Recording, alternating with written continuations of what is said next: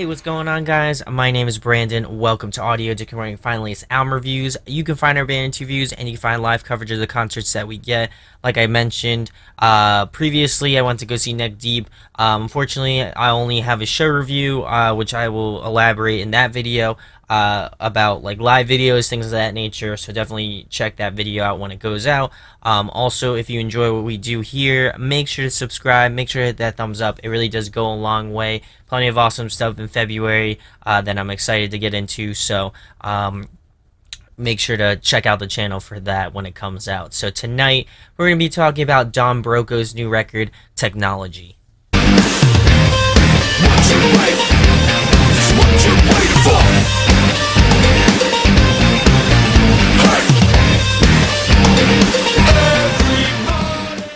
So I've been a huge fan of this band for a long time. Priorities is still one of my favorite records, along with Automatic. Both records are phenomenal. If you haven't listened to either of them, I would highly recommend doing so.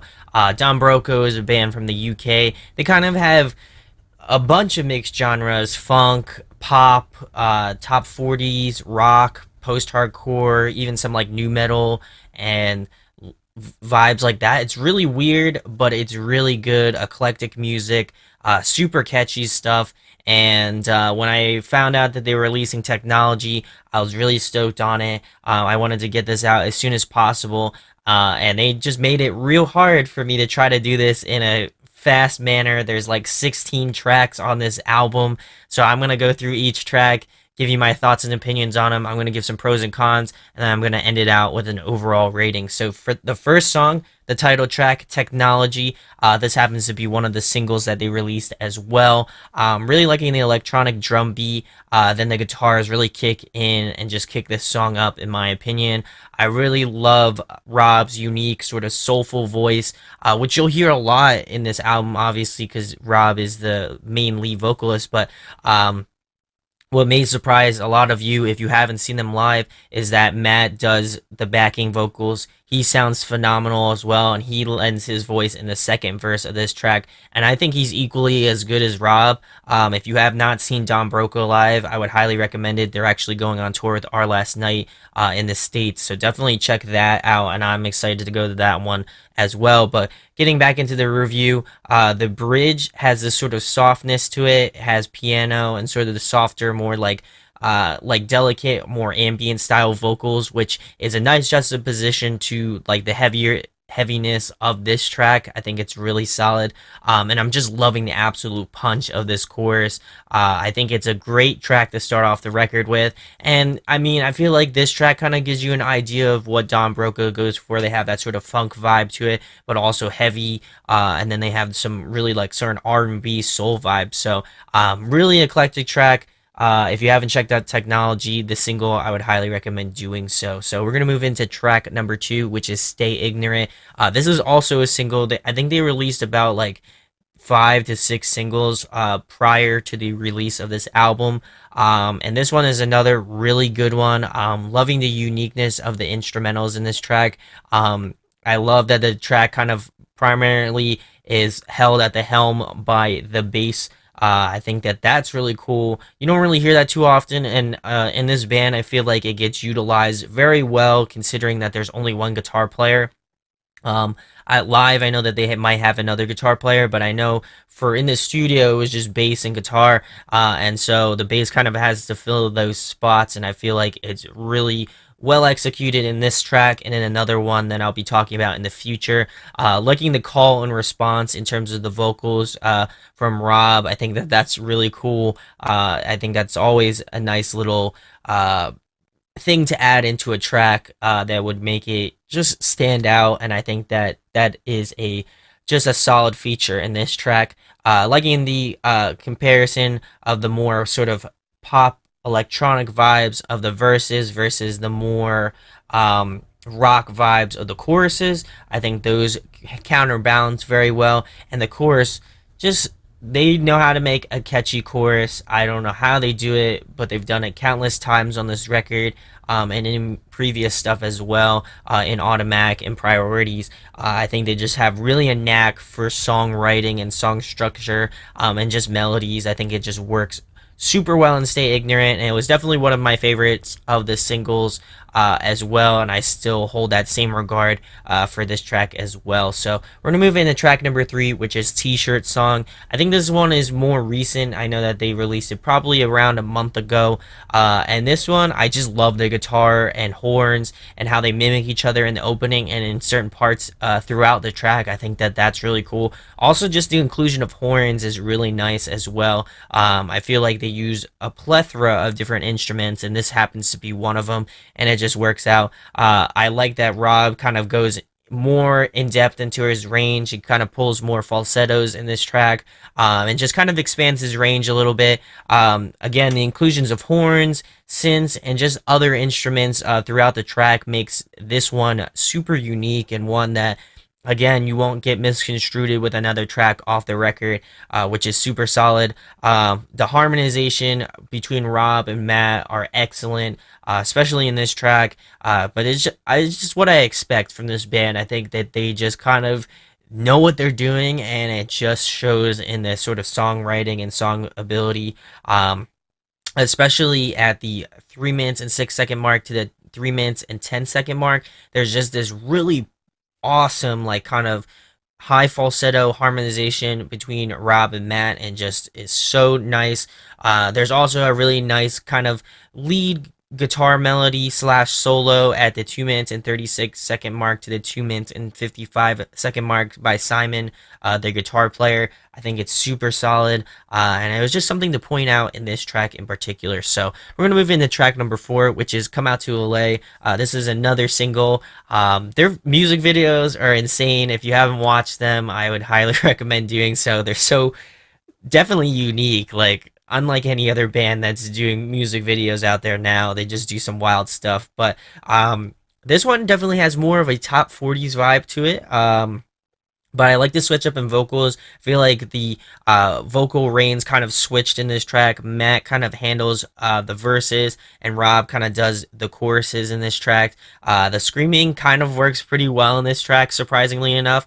And I don't care if people don't like this one. I think it's catchy as hell, in my opinion, and you'll just come out singing "Come Out to LA" in no time. I feel like I know I was just singing this song. I've got a lot of my friends hooked on this song, and I feel like this is the song. So definitely enjoy it. Also has some really cool sort of R&B soulful vibes to it. And I'm just loving the styling of this track. I think it's kind of a nice deviation from the first 3 tracks off the record, which feel very more funk, rock, that sort of vibe to it. This one has definitely more electronic and more sort of pop vibes in this one. So we're gonna move it into track number 5, which is Pretty. This one is also a single as well. I think this was, besides Everybody, I think this was the first single that was released, that was announced for the record. This track is really odd, but just so intriguing as well. The verse have this sort of rap vibe to it, and rap like lyrics in it, and in other parts it has more of a Egyptian vibe to it. Just the sort of melodies feel very, very like, Egyptian, in that sort of styling, and it also hints at sort of vibes of Enter Shikari. I feel like they kind of ride that sort of line between like really experimental stuff, but also have some like pop vibes and things of that nature. And I feel like just the comparison of those two bands just kind of line up, in my opinion. While Don Broco kind of pulls more from like the R&B and soulful side, I feel like Enter Shikari has that sort of electronic vibes and similar sort of oddities in their songs that Don Broco is doing in this one in particular. The chorus has this really interesting grittiness that was unexpected, in my opinion, in this track, and I absolutely feel like the electronics control the verses in this track. I think personally, while it is intriguing, I think it is one of the weakest singles off the record.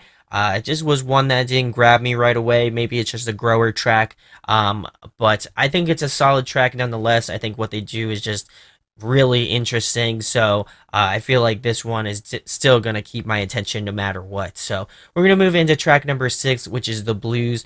This one has a really, really, really strong R&B and soul vibes. I know I keep mentioning it many, many times, but I feel like I need to stress it because they definitely pull from that sort of genre of music, and it definitely shows in the type of songs that they're putting out. But this one definitely feels like a song off of Automatic. Which is really nice. I like that they're kind of pulling from old sorts of vibes. Really nice to see that. I really enjoy Automatic, but I have been and really am enjoying technology so far. I think this one has just such a really nice smoothness. The vocals just really glide over the track in a really beautiful way. And I'm liking the varying of ranges in this track vocally, which makes to me a lot of the parts kind of stick out. I think the trade off between Rob and Matt just work very well in this one as well. A lot more falsetto from Rob, which really cuts through the track in a nice way as well. And it's just definitely one of the more straightforward Broco tracks off the record.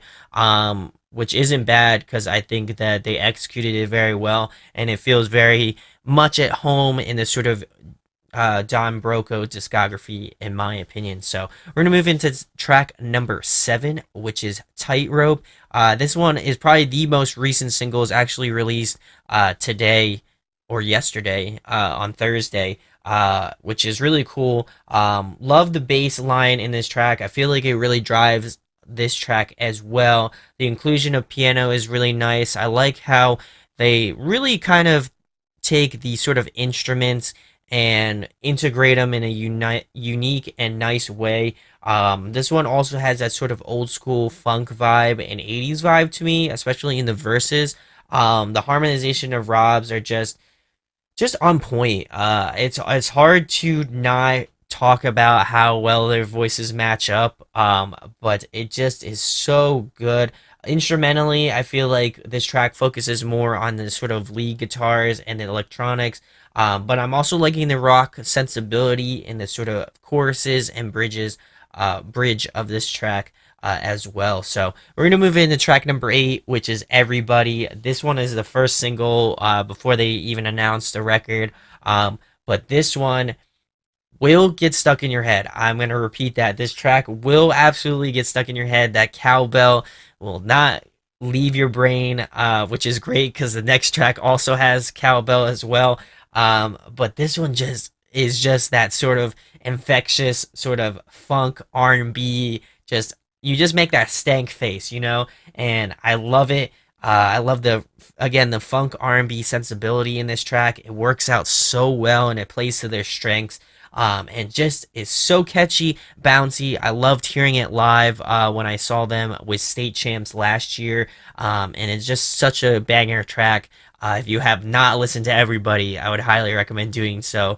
It's such a wonderful track. So we're gonna move into track number 9, which is Greatness. This one struck me as a Michael Jackson sort of feel to it, which is great because I really enjoy Michael Jackson. I think his music, obviously, he's the king of pop, like no doubt. And countless artists kind of have done really well. I would say probably The Weeknd is probably the closest to Michael Jackson without being Michael Jackson. But getting back to this one, again, it has that sort of R&B soul vibe to it. Really loving the chorus in this track. The vocal patterns really stuck out to me, and just the overall like subtle harmonization in the chorus just piques my interest in this track and just really got me going with this one. The structure works well, and I feel like it plays very well to their strengths. Much like Everybody, I think it's very catchy, it's very infectious, and it's definitely a track that I would recommend listening to. So we're going to move into track number 10, which is Porky's. This one has a real grittiness to it, which was really unexpected when I listened to this track, and I had only listened to this album maybe around 5 times before I decided to do this review because I wanted to get this turnaround as soon as I could. But it's really nice. It's a really nice change of pace. I think that there's this interesting sort of auto-tune part in the second verse, which is something that you'll find and it'll kind of stick out in this track. Loving the experimentation. I feel like it makes it very memorable in a sea of 16 tracks. Not to say that these other tracks aren't memorable, but this one I know distinctly when I'm listening to the album that this is Porky's once I get to it. Instrumentation kind of matches the sort of grittiness of Rob's vocals, very sort of fuzzy. And really interesting. I am liking the sort of raw approach to this track. I think it was a much needed track on the record. I felt like a lot of it was sort of R&B influenced or soul influenced, and this one just kind of takes a left hand turn onto just interesting drive, in my opinion. And I think that this one is kind of a standout track, which is surprising, kind of at the middle of the album, but definitely interesting nonetheless. And I'm excited to hear what people think about this one as well. So we're gonna move into track number 11, which is "Got to Be You." And I totally thought this was going to be a heavy track just based off of the sort of initial guitar riff in the beginning of this track. I thought for sure it was going to be a heavier one, but it turns out to be more melodic and more mellow, and it definitely took me by surprise for sure. The effects on the guitar, especially that sort of heavier guitar riff, was an interesting choice, and it almost at points feels out of place, especially towards the beginning half of the track. And then later on, I feel like it melds and everything kind of opens up as the song progresses, and it just expands sound wise. I think this track is definitely a grower for me. It wasn't one that I was initially just kind of stuck on that I enjoyed. I feel like after about 5 listens of this track, I feel like it's decent. It's definitely not one of my favorites, but I think it's an interesting track, and I like the approach on this one as well. So we're gonna move into track number 12, which is "Good Listener." This one is very odd as well. I would also consider this one to be a black sheep of the record. It's odd, but it works like chili con carne. I know I used a lyric in their song, so you'll have to check that one out.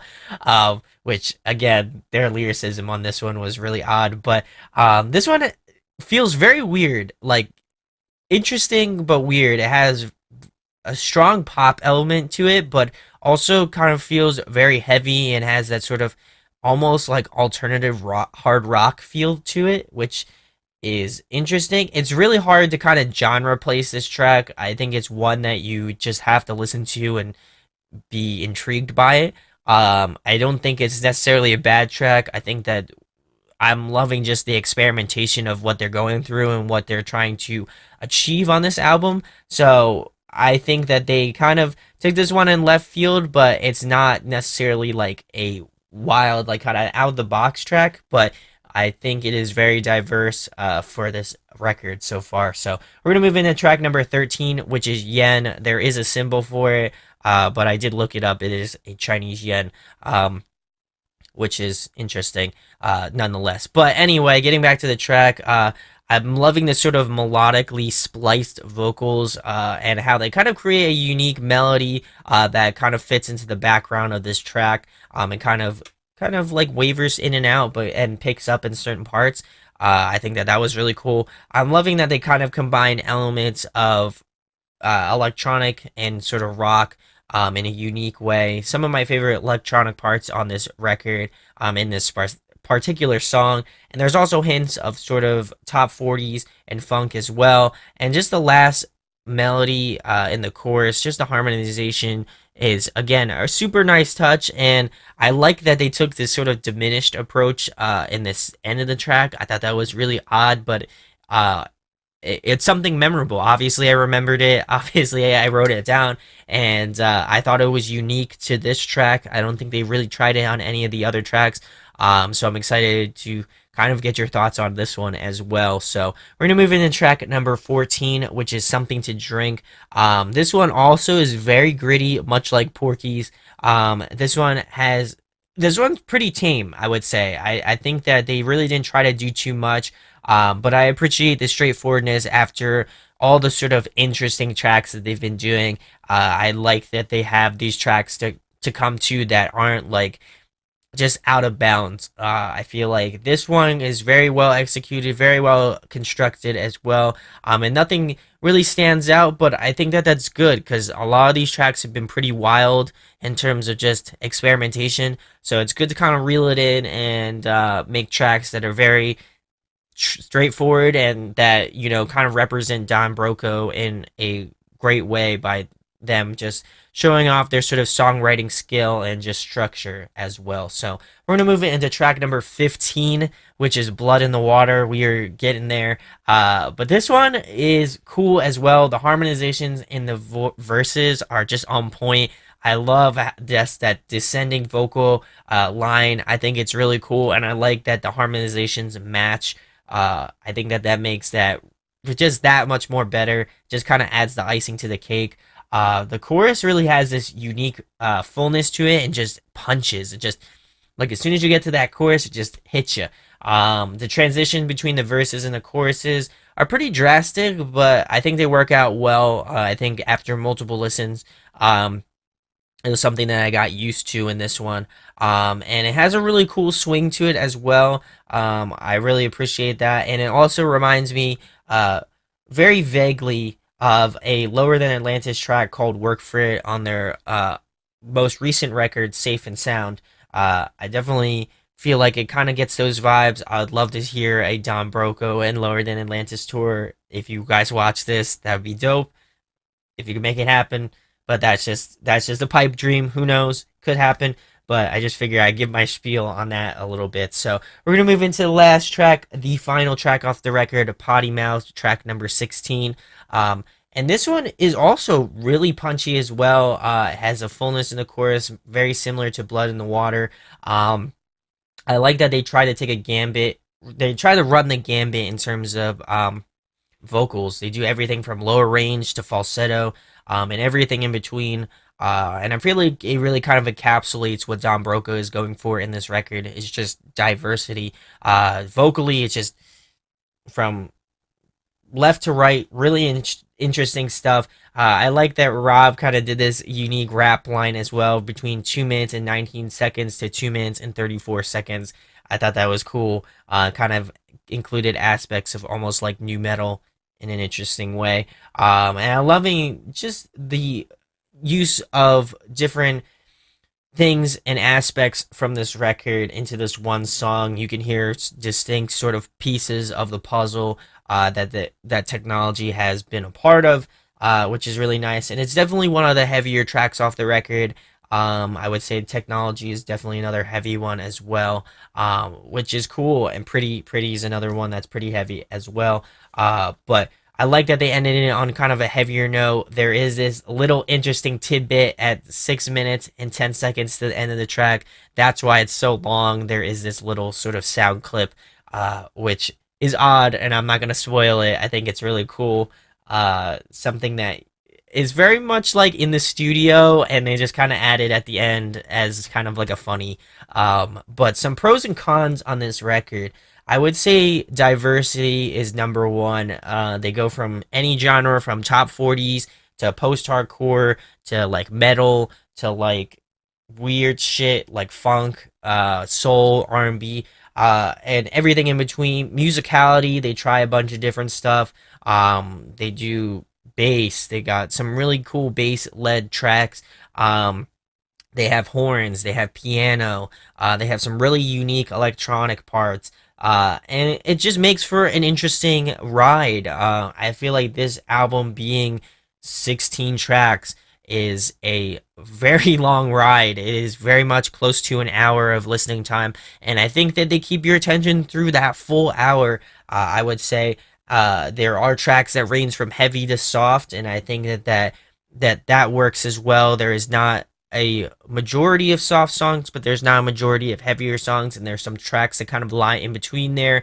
And it just makes it for a unique listening experience. I love that they can included hints of old Don Broco, very much Priorities, Automatic sorts of vibes, but they also included new sounds and unique tracks to this record. So I like that they're expanding their sound and including new things to the record. So cons, I really don't have any cons, and I'm not just saying that because I love this band. They're one of my favorite like up and coming bands, and if you haven't heard of them, please go check them out. But there really wasn't. It's a unique ride from front to back, and I think that it will definitely keep a lot of people's attention. So my overall rating for Don Broco's Technology. I'm going to be giving it a 9.75 out of 10. If you watch my Marmoset's album review, I gave it a 9.7. So this is just barely above that one, and it's just phenomenal. I think that this is going to be a very hard record to beat, considering how long it is and how much I liked it. I was surprised, like genuinely surprised as being a fan of this band. I was very scared of an album being 16 tracks because it almost has that sort of filler vibe to it, but not really.